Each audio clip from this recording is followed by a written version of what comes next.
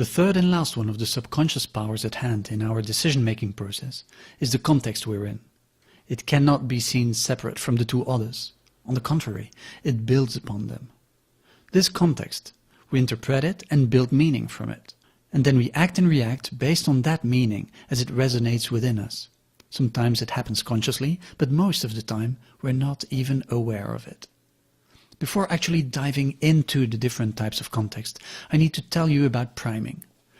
Priming, explained simply, is when I say or show you something, well, that thing will influence you subconsciously.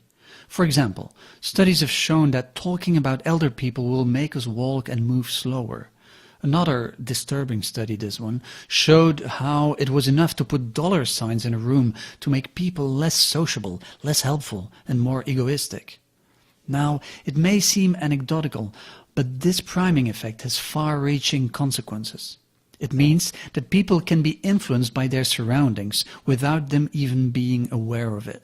And as we will see, shop designers have gone great lengths to use this to their advantage. Now, back to context. We can distinguish three types of context. Our physical context, the actual material things around us. Our social context, the people around us and our education. And our physiological context, or what's happening in our body. So let's have a look at all three of them. Our physical context. The world around us has an impact on us. We're constantly screening our environment, evaluating it, giving it meaning, and this happens through our five senses. There's a key concept here called embodied cognition.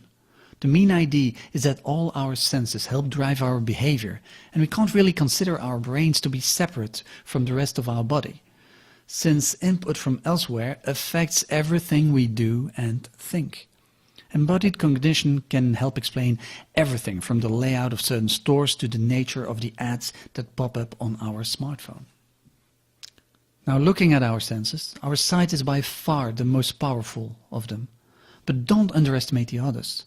Smelling the enemy before he gets too close, or being able to identify that food isn't fresh anymore, can make the difference between life or death. Smells go straight to our limbic system in our brain, bypassing all filters and thus triggering all kinds of emotional responses. There's a massive amount of studies showing how smell and sounds have an impact on us, from mild music and nature sounds to background humming and repetitive noise, from natural scents to perfume in food. Smell is powerful as it goes. And touch, oh my goodness, touching and being touched is one of the biggest subconscious influences. Our social context. Yes, we are social beings. In so many ways it's astonishing. We cannot not communicate. Even if we sit still and don't say a word, we're being interpreted by others around us. Just try it. Go and sit next to your partner and don't say a word for the next half hour. For sure, he or she will start asking questions. Why aren't you saying a thing? What's wrong?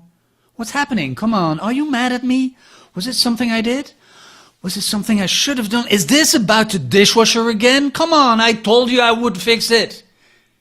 Okay, sorry for that one. I don't know where that came from. This is, of course, a totally fictitious example without any connection with reality whatsoever. Okay, anyway, as shown before with the Milgram study on authority, others can strongly influence us and make us do things we actually don't want to do. Or what about the herding in our survival instincts? This has been tested till absurdity. With the conformity experiments of Ash, we saw how people end up saying exactly what others say, even if they realize it's plain wrong. I have a number of cards, and on each card there are several lines. Your task is a very simple one. You're to look at the line on the left and determine which of the three lines on the right is equal to it in length. All right, we'll proceed in this order. You'll give your answer. Only one of the people in the group is a real subject, the fifth person with the white t-shirt. 2. 2. 2. 2. 2. The subject denies the evidence of his own eyes and yields to group influence. The reason why we do this is actually very simple. We subconsciously know that in order to maximize our survival chances, we need allies. It's good to have strong allies, so we obey to authority figures. It's safe to be in a group, so let's conform with the group, or at least pretend to. We'll smile, be polite, laugh with the jokes that aren't even funny. We'll comply to all these social requirements because deep down we know that if things turn eerie, it's better to be in a group than alone. You know, if you can't beat them, join them. But it goes even further. We're social beings up to the point that others don't even have to be there to influence us. Through our education, we internalize norms and values to the point that we end up acting based on what our expectations of what others, our peers, are expecting from us. Here I would like to talk to you about anchoring. Anchoring is a psychological effect that works like a benchmark, a reference point. Once stated, we will adapt our ideas, opinions or behavior and move them closer to that anchor point. For example, let's say you are willing to pay $1,000 rent to live in a neighborhood. And the salesperson who is about to show you an apartment is telling you how he just rented one, a real bargain, for $1,500 in that same neighborhood. You will automatically readjust your own views and consider to pay more than $1,000. If $1,500 is a bargain, your $1,000 is just not realistic, right? And so, without even knowing the price of the apartment you're about to see, you already readjusted your expectations and budget. Now imagine for a second that a salesperson did that on purpose, just to make sure you would be willing to pay more for the apartment you're about to visit. Nah, that would never happen, right? Our physiological context. With physiological context, I mean the state we're in as the result of the chemical balance or imbalance in our body. You see, our body is always looking to reach what we call homeostasis, a proper balance. To be in that state of balance, we need certain things. Enough food, enough sleep, no perceived threats, enough vitamins, etc. When we're not in balance, it will affect us. It will affect the way we perceive the world around us and our tolerance levels. The bigger the imbalance, the stronger the urge to attend to these physiological needs. The less our rational self, the visible part of the iceberg, will be able to function properly. The most visible consequence here would be grumpiness.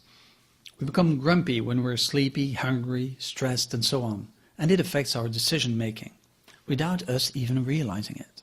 There's this notorious and worrying study from the National Academy of Science showing how a panel of judges approved parole up to 65% just after their meals, and this number dropping steadily to reach almost zero close to their next meal.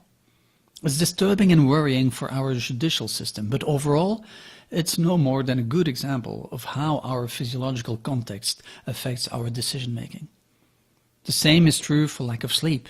Any young parent will be able to testify how the lack of sleep can turn us into someone else. Lack of sleep in students has a direct impact on their cognitive abilities and how they do at school. So yes, hunger, sleep or lack of it, but also sickness and physical pain will affect us, as does stress. But more on that later when I'll talk about our rational thinking self and what psychologists call ego depletion. One more thing though.